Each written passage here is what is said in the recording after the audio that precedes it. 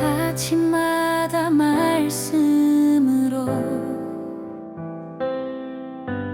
밝은 빛을 채우네.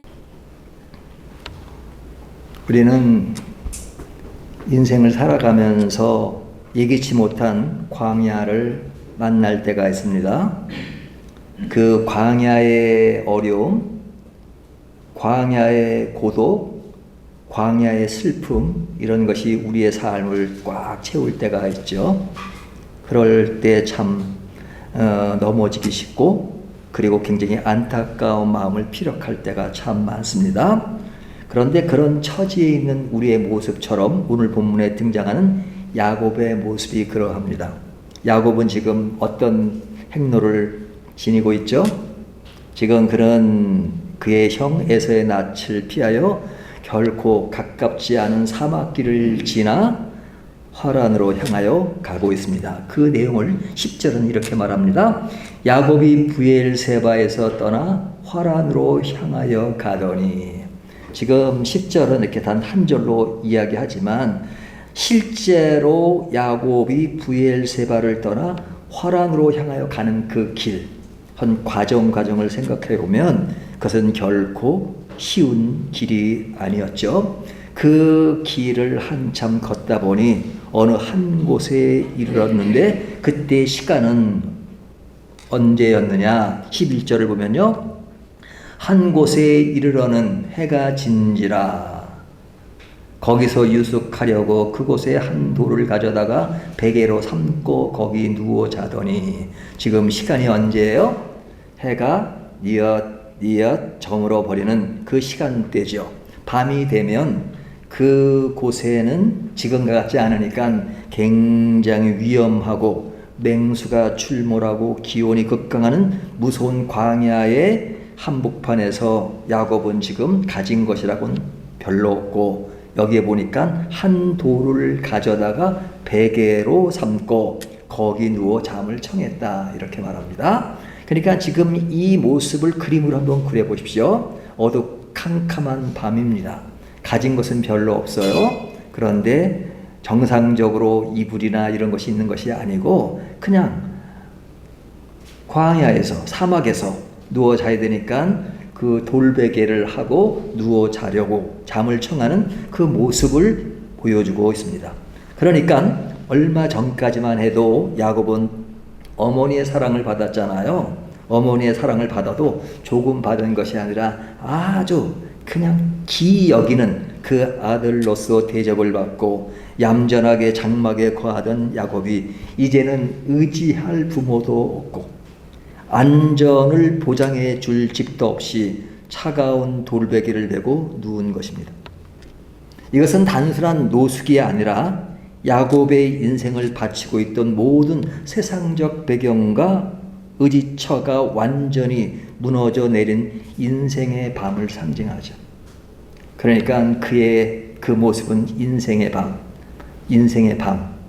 그것은 단순히 외형적 모습만 그런 것이 아니라 그의 가슴 속에 깊이 침투해 있는 그의 느낌, 모습, 그것은 굉장히 어두운 것을 상징적으로 보여줍니다. 우리가 살다 보면 건강이 무너지고 물질이 마르고 믿었던 관계가 깨어져 야곱처럼 딱딱하고 차가운 돌베개를 벨 수밖에 없는 절망의 밤을 맞이할 때가 있죠. 그럴 때는 완전히 소망이 끊어진 것 같은 고독한 밤, 고독한 느낌, 외로운 느낌을 깊이 느낄 때가 있습니다. 그럴 때 우리는 그런 생각을 하죠. 이럴 때 과연 하나님은 어디 계시는가? 우리는 하나님을 믿고 하나님을 따르는데 따르는 나에게 왜 이런 깊은 인생의 고독을 주시는가? 인생의 밤을 주시는가? 인생의 어려움을 주시는가? 그런 어려움이 어쩔 수 없이 있다고 하지만 그럴 때 하나님은 어디 계시는가 하는 생각을 할 때가 있습니다. 근데 그 모습은 우리들의 삶의 모습인 것처럼 오늘 본문에 나타나는 야곱의 모습도 우리가 일상에서 겪는 인생의 어두움, 그 밤의 모습을 그대로 보여줍니다.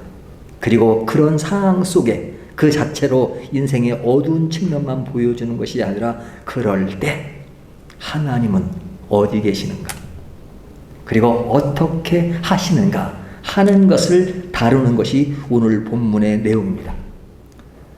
그 내용을 살펴보면 첫 번째로 하나님은 그런 인생의 고독을 느끼고 밤을 느끼는 야곱에게 찾아오시는 분입니다.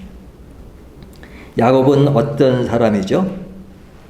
사기꾼 같은 느낌을 주고, 그리고 굉장히 인생으로 따지면 그렇게 아름다운 모습이라고 평가할 수 없는 그런 인간, 그에게 하나님은 그에게 찾아오십니다. 모든 것이 끊어진 그 순간, 야곱은 그 순간에 뭘 하게 돼요? 꿈을 꾸게 되죠. 12절을 보면 꿈의 본즉, 꿈의 본즉, 사닥다리가 땅 위에 서 있는데 그 꼭대기가 하늘에 닿았고, 또 본즉 하나님의 사자들이 그 위에 오르락 내리락 하고, 이런 상황에 꿈을 꾸는데 그 꿈에 보는 것은 뭡니까? 땅 위에 서 있는 거대한 사다리가 그 꼭대기를 하늘을 닿게 하고 있었다, 이렇게 말하고 있죠. 근데 거기에 보니까 하나님의 사자들이 그 위에서 오르락 내리락 하고 있었다 하는 꿈을 보고 있습니다. 근데 이 사다리 꿈을 이렇게 잘 보면 재밌잖아요. 이게 지금 이렇게 하늘로 닿아 있고, 그렇죠? 가끔 이렇게 화가들이 이런 그림을 그리기도 하는데요. 근데 그 위에 뭐가 오르락 내리락 해요? 하나님의 사자들이 그의 오르락 내리락 하는 것. 근데 이 이야기를 보면 갑자기 무엇이 생각나면 창세기로 넘어가면 11장에 나오는 바벨탑이 생각납니다. 바벨탑은 뭐예요? 인간이 하나님께 닿으려고 성을 쌓자, 그리고 하나님에 닿게 하자. 그러니까 인간이 뭔가를 인위적으로 쌓아서 하나님께 도달하려고 하는 그런 것이 바벨탑이잖아요. 근데 오늘 본문에 야곱이 꿈에 꾼 것은 인간이 쌓는 바벨탑이 아니라 하나님이 위에서 사다리를 쫙 내리는 겁니다. 그러니까 바벨탑과 반대되는 모습이죠. 바벨탑은 인간이 쌓는 사다리와 같은 것이라면, 야곱이 본 사다리는 하나님이 그 사다리를 딱 내려주시고, 그리고 그 위에서 하나님의 사자들이 오르락 내리락 하는 모습을 보여줍니다. 그러니까 하나님이 먼저 인간을 향해 내려주시는 은혜의 통로다 하는 것을 보여주잖아요. 근데 이것이 결코 가볍지가 않습니다. 가볍지 않은 것을 어떻게 이야기하고 있냐면, 저희가 성경 한 구절 찾아볼까요? 요한복음 1장을 한번 보겠습니다. 좀 시간이 걸리더라도요. 요한복음 1장 51절을 한번 볼까요? 요한복음 1장 51절을 보면 누가 하시는 말씀이냐면 예수님이 하시는 말씀입니다. 예수님이 뭐라고 말씀하시는가 찾으셨으면 우리 같이 한번 읽어볼까요? 51절 같이 한번 읽습니다. 시작. 또 이르시되 진실로 진실로 너에게 이르노니 하늘이 열리고 하나님의 사자들이 인자 위에 오르락 내리락 하는 것을 보리라 하시니라. 지금 누구의 말씀이에요? 예수님의 말씀이죠. 예수님이 인자가 온 것은, 그죠? 예, 여기에 전 야곱이 본 그 모습 그대로 지금 그가 누구냐? 예수님이 본인이시다 하는 것이잖아요. 그러니까 뒤에 예수님이 하신 말씀을 근거로 해보면 사실은 이 모습은 마치 예수님이 오르락 내리락 하시는 것처럼 인생의 고독을 느끼고 있는 야곱에게 꿈속에서 이야기지만, 하나님이 그의 아들 예수 그리스도를 보내서 오르락 내리락 하는 것처럼 지금 그의 인생에 굉장히 큰 것을 보게 되는 놀라운 사건을 경험하게 됩니다. 그런 상황 속에서 13절을 보면 또 본즉 여호와께서 그 위에 서서 이르시되 나는 여호와니 너의 조부 아브라함의 하나님이요 이삭의 하나님이라. 내가 누워있는 땅을 내가 너와 내 자손에게 주리니. 그러죠. 자, 여기서 하나님이 먼저 오셔서 그리고 야곱에게 하시는 말씀입니다. 나는 여호와니. 저는 이런 말씀 너무 놀라요. 제가 늘 자주 강조하는 것이 예수님이 배 위에서 지금 두려워하는 제자들에게 나다라고 하신 말씀처럼 하나님도 아주 종종 이런 말씀을 하십니다. 나는 여호와니라. 나는 여호와니라. 그 말씀을 혼자 독백하는 게 아니잖아요. 우리들을 향해서 우리 앞에 서서 늘 말씀하십니다. 너 누구지? 너 임셀이야? 그거보다는 그 앞에서 나는 여호와시니라.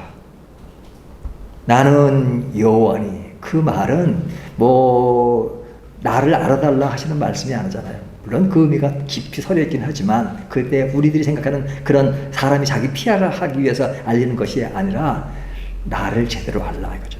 그리고 내가 너에게 관심이 있고 너를 위하고 너를 생각한다 하는 말씀이잖아요. 그러니까 하나님이 지금 인생의 깊은 어려움을 겪고 있는 야곱에게 오셔서 나는 여호와니 너의 조부 아브라함의 하나님이요 이삭의 하나님이라고 지금 소개하십니다. 야곱이 현재 누워있는 땅을 너와 내 자손에게 주겠다 이렇게 말씀하시잖아요. 그러니까 지금 이 말씀이 이미 아브라함 때부터 계속 내려오는 말씀인데 그 말씀이 야곱에게 하는 것이 무슨 의미가 있을까? 뭐 똑같은 말씀인데 근데 지금 상황을 생각하면 야곱이 놓여 있는 처지가 지금 안락한 방 안에 따스한 이불을 덮고 자는 곳이 아닙니다. 캄캄한 밤에 찬바람이 불어있는 그리고 돌베개를 하고 있는 그 야곱에게 하나님이 하시는 말씀입니다. 인생의 고독을 느끼고 내가 앞으로 한 발짝을 어떻게 나가야 될지 모르는 그런 상황 속에 하나님은 너무 엄청난 것을 이야기하십니다. 14절을 보면 내 자손이 땅에 티끌같이 되어 내가 서쪽과 동쪽과 북쪽과 남쪽으로 퍼져나갈지며 땅의 모든 족속이 너와 내 자손으로 말미암아 복을 받으리라.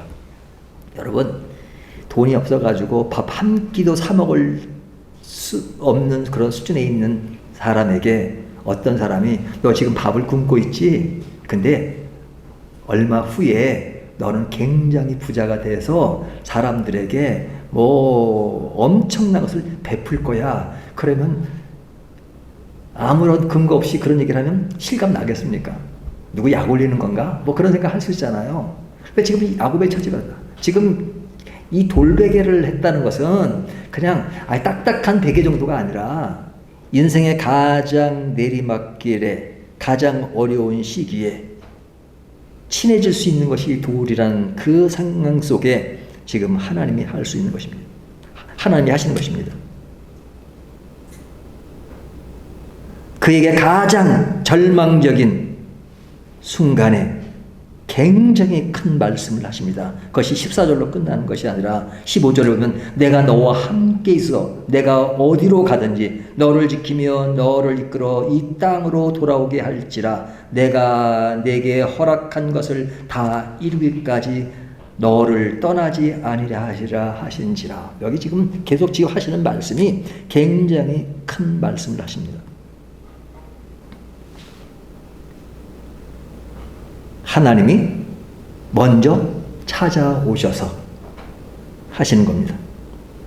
근데 여기서 우리가 반드시 기억해야 할 영적 타이밍이 있습니다. 그것이 뭐냐면 하나님은 야곱이 자기의 죗값을 다 치르고 거룩해졌을 때 찾아온 것이 아닙니다. 지금 야곱은 사기치고 도망치다 지쳐 쓰러져 있는 인생의 가장 한심하고 무방비한 상태일 때 지금 주님이 오신 것입니다. 주님이 말씀하시는 것입니다. 하나님이 말씀하시는 겁니다. 그가 무슨 회개를 하고 뭐 영적인 각성을 하면서 이제 새롭게 인생 신앙생활을 제대로 하겠다고 마음 먹을 때가 아닙니다. 그는 이제 하란으로 가는 도중에 지금 아무것도 없는 상태에서 지금 돌베개를 하고 있는 그 상태, 하나님을 깊이 의식하고 있는 상태가 아닌 그때 하나님이 먼저 찾아오셔서 이렇게 큰 말씀을 하시는 겁니다. 이것을 보면 성도의 구원과 회복은 나의 자격 때문이 아니라 허물 많은 우리를 기억하고 찾아내시는 하나님의 신실하심과 은혜가 보여지죠. 하나님이 우리를 찾은 것은 우리가 그만큼 잘했기 때문에 찾아오시는 것이 아니라 여전히 인간적이고 약하고 부족하고 그리고 여전히 나의 길을 가는 그때 하나님은 생각하지도 않은 그때 찾아오셔서 말씀하십니다. 그때 그 말씀이 너 왜 그래? 하는 책망의 정도가 아니라 엄청나게 큰 것을 말씀하십니다. 엄청나게 큰 것을. 마치 내가 모든 것을 다 쌓고 그만한 성과를 이룬 그 모습의 정상에서 하시는 말씀이 아니라 내 인생이 처절하고 어렵고 고독의 밤을 보내는 그 시점에 하나님은 생각지도 않게 찾아오셔서 그리고 엄청난 것을 보여주십니다. 인간은 하나님께 도달하려고 바벨탑을 쌓지만 그러나 하나님이 찾아오실 때는 인간의 바벨탑을 쌓을 때가 아니라 그런 생각조차도 할 수 없는, 기력조차도 없는 그때 하나님은 찾아오셔서 이렇게 말씀하십니다. 이 말씀을 보면 사막 한 북판에 누워있는 야곱을 찾아오시는 하나님이라는 것이 엄청난 느낌으로 생각되게 합니다. 그런 야곱에게 하나님은 무엇을 말씀하시는가? 16절을 보면요, 야곱이 잠이 깨어 이르되 여호와께서 과연 여기 계시거늘 내가 알지 못하였도다 그러죠. 자, 약속의 말씀을 듣고 야곱이 마침내 잠에서 깨어 일어났습니다. 잠에서 깨어난 야곱은 첫 마디가 무엇이었습니까? 감격과 두려움이 섞인 고백입니다. 그 고백은 뭐냐? 여호와께서 과연 여기 계시거늘 내가 알지 못하였도다 이렇게 하죠. 자신의 영적 무지를 이야기하는 것입니다. 그는 이내 두려워하며 이것은 다름 아닌 하나님의 집이요 이는 하나님의 문이로다 라고 17절에 말하죠. 17절을 보면 이에 두려워하여 이르되 두렵도다 이곳이요 이것은 다름 아닌 하나님의 집이요 이는 하나님의 문이로다 하고, 지금 이렇게 말하는 그 장소는 어디예요? 그의 집이 아닙니다. 호강하는 그 장소가 아닙니다. 그리고 그곳에서 인생의 가장 깊은 어려움을 느끼고 있는 그 순간 그 자리입니다. 그 자리에 야곱이 고백하기를 여기 이 자리에 누가 계시다고 고백하는 거예요? 하나님이 계시다. 하나님이 계시다. 하나님은 여기 계시는 것이 아니라 성전에 계시고 또한 인간이 쌓아놓은 그런 아주 아름다운 성품과 신앙의 그런 것이 잘 무르익은 그 자리에 하나님이 계실 것만 같잖아요. 근데 야곱이 지금 그 하나님이 하시는 말씀을 듣고 깨달은 것은 뭐냐면 하나님이 어디 계시냐, 하나님을 만나기 위해서, 하나님을 깨닫기 위해서는 특별한 곳으로 가야 한다고 생각했을 것입니다. 지금 이 자리는 결코 하나님이 계신 곳이라고 생각하지 못하였기 때문에 그는 그 속에서 하나님의 존재 가치가 크게 인식되지 못했을 겁니다.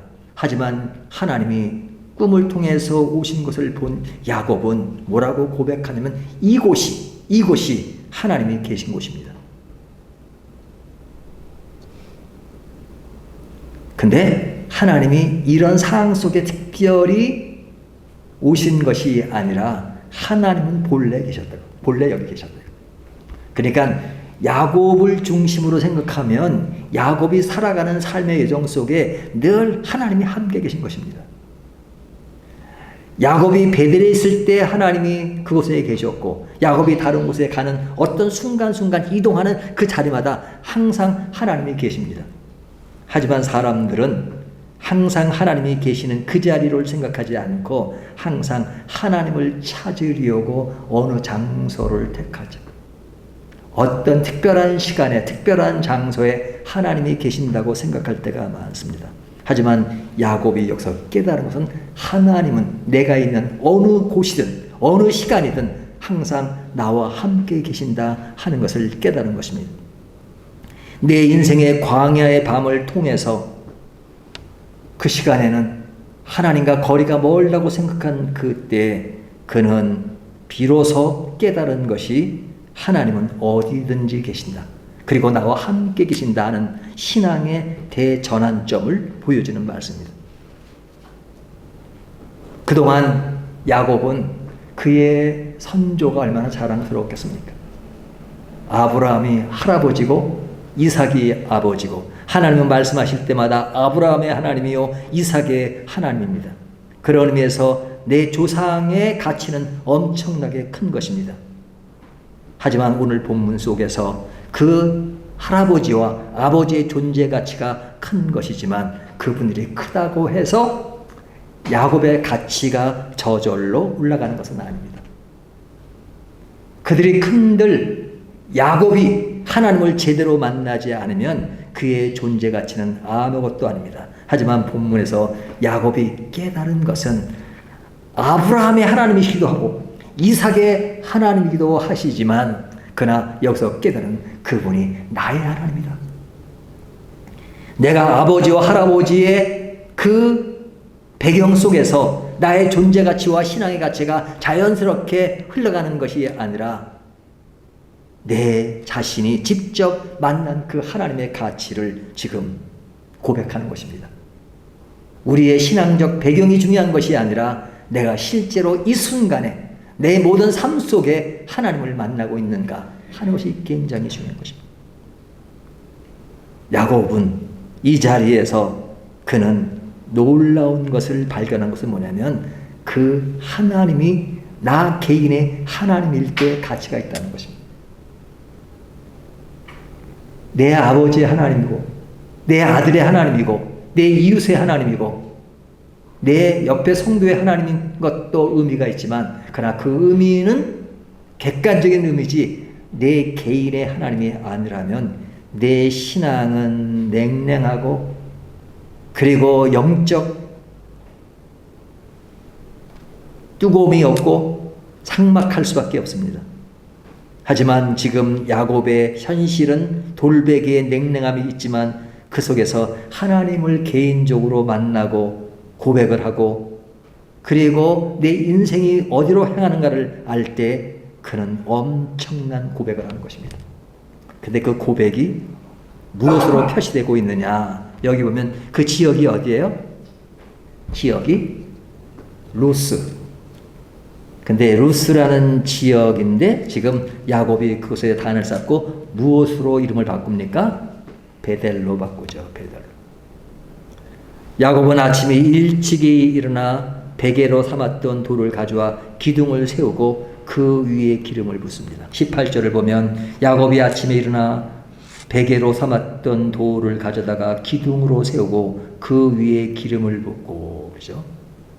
그러니까 그가 돌베개의 그 상징적인 그런 아주 인생에 취약한 그런 그 모습을 뭘로 전환시켜요? 그것이 돌기둥을 쌓고 단을 쌓는 그 모습으로 전환시키잖아요. 그러면서 하는 말이 처참한 현실과 결핍을 상징하던 그것의 본래 이름인 루스를 지어버리고 이제는 하나님의 임재가 있는 집이라는 뜻의 베델로 이름을 바꿉니다. 이 베델이라고 하는 말은 하나님의 집이라는 말이잖아요. 이 루스란 말은 살구나무란 뜻인데 가나안 사람들이 지은 이름입니다. 그러니까 그곳에 살구나무가 많은데 그냥 자연적으로 이렇게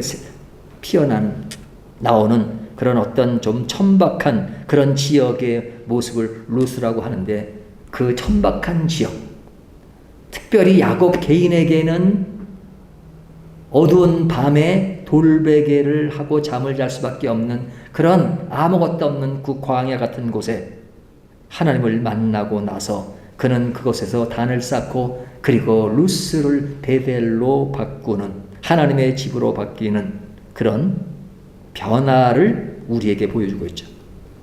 우리도 교회 안에서만 가두어뒀던 하나님을 내 눈물의 골방, 내 고단한 일터 한복판에서 살아계신 나의 하나님으로 발견하는 영적 안목이 중요하다는 것을 교훈하고 있죠. 우리의 삶의 영역, 내가 어디에 있든지 부엌에서 음식을 만들든지 아니면 친구를 만나든지 아니면 다른 곳에 여행을 하든지 어느 곳에든지 항상 하나님의 임재를 느끼는 그래서 그것이 내 삶의 루스와 같은 곳이지만 그러나 그것을 늘 베델로 바꿀 수 있는 그런 신앙을 교훈합니다. 그 베델은 특별히 정해진 이스라엘 사람들의 마음과 그 당시 상황으로 말하면 그들은 성전이 늘 베델이라고 생각했지만 그러나 예수님은 뭐라고 말씀하셨나요? 하나님이 계신 곳이 성전이다 이렇게 말씀하십니다. 그렇다고 성전 그 자체를 무시하는 건 아니죠. 우리의 예배, 우리의 교회가 무시되는 건 아닙니다. 그것은 의미가 있지만 그러나 그 자체만을 가지고 거기에 안주하는 것이 아니라 내 삶의 모든 영역에서 하나님의 집을 의식하는 것이 너무너무 중요하다는 것을 보여주고 있죠.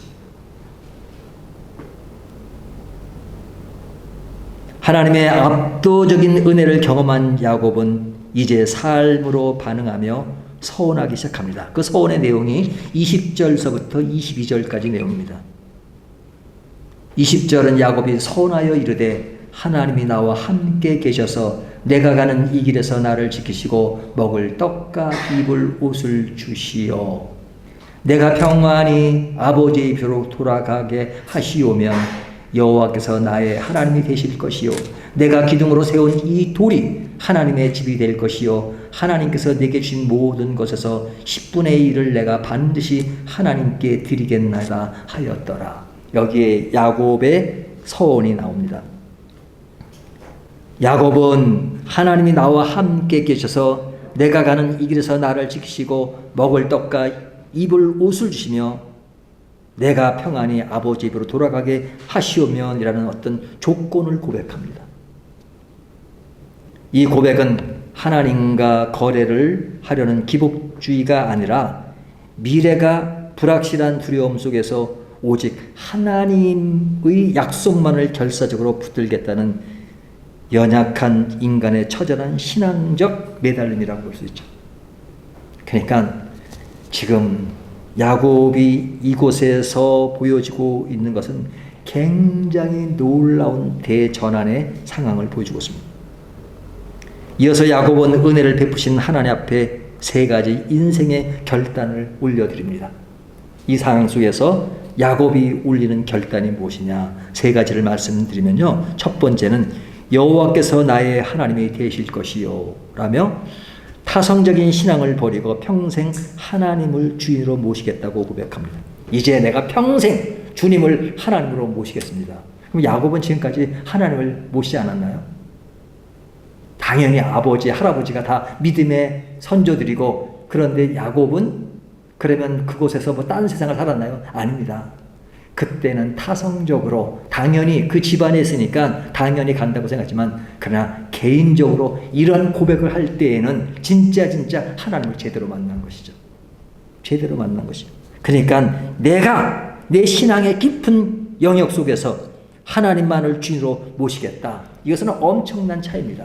나도 모르게 집안 분위기가 평생 주님을 주인으로 모신 것처럼 생각하는 분위기와 그러나 나는 그것과는 별개의 삶을 살아가는 내 모습 속에서 부모의 신앙이 자연적으로 덧입혀지는 것처럼 생각한 그 시기에 야곱은 이제 내 개인적인 신앙으로 내가 평생 하나님을 섬기며 살겠습니다. 주인으로 모시고 살겠습니다 하는 그 고백은 엄청난 것이죠. 신앙이 나의 것이 아니면 그것은 아무것도 아닙니다.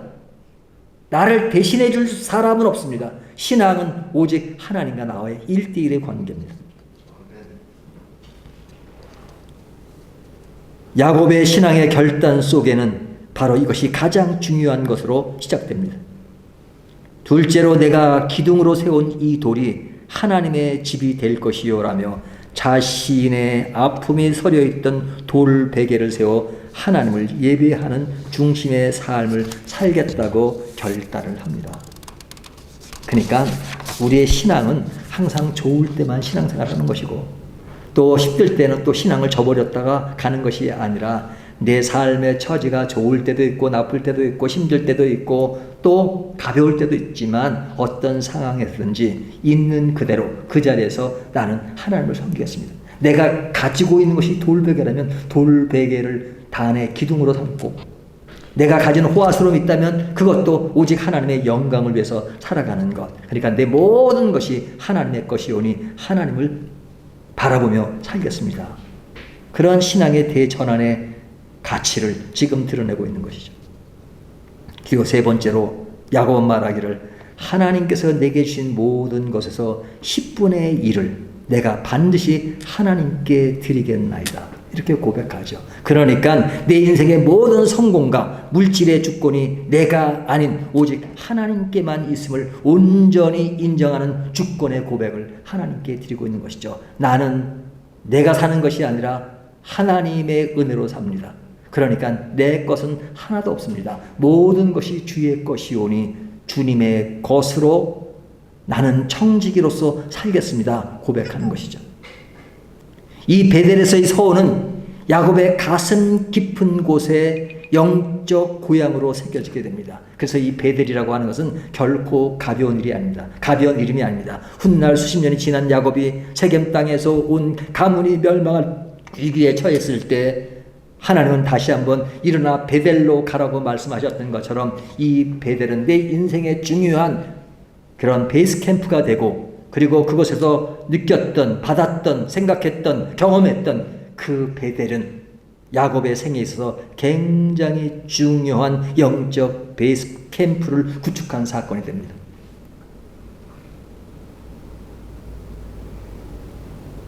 그렇다면 오늘 성경이 보여주는 야곱의 인생 전환점은 우리에게 무엇을 말해줍니까?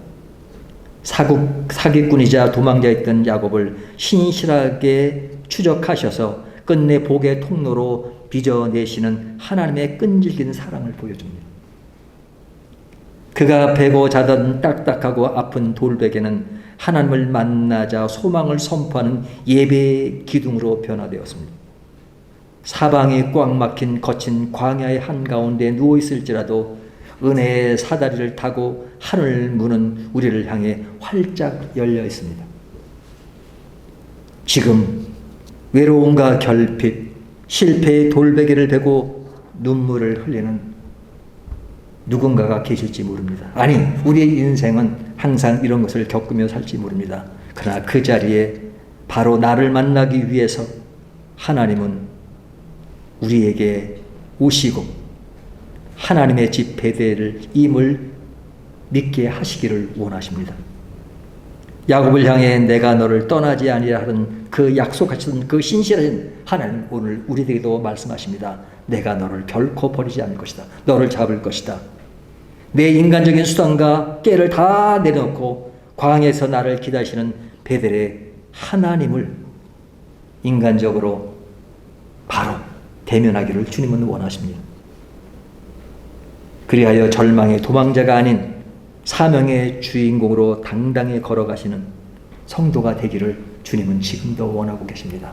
오늘 말씀을 다시 한번 정리하면 내 인생의 현재의 길은 어디에 있습니까? 하란으로 향하는 광야의 쓸쓸함, 외로운 고독 속에 돌베개를 두어 잘 수밖에 없는 그 자리에 지금 내가 처해 있지 않습니까?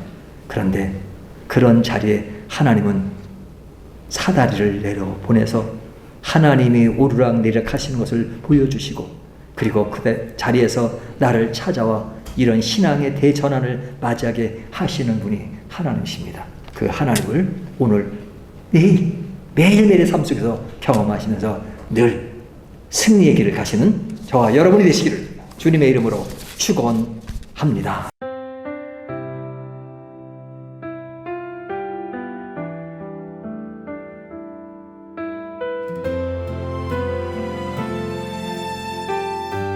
따뜻한 사랑과 은혜가 가득한 곳 경기도 용인시 수지구 수풍로에 위치한 밝은 교회입니다. 임세일 목사님과 함께하는 따뜻한 신앙 여정으로 여러분을 초대합니다. 밝은 빛을 채우네 기도 속에 주님 계시고 숨결만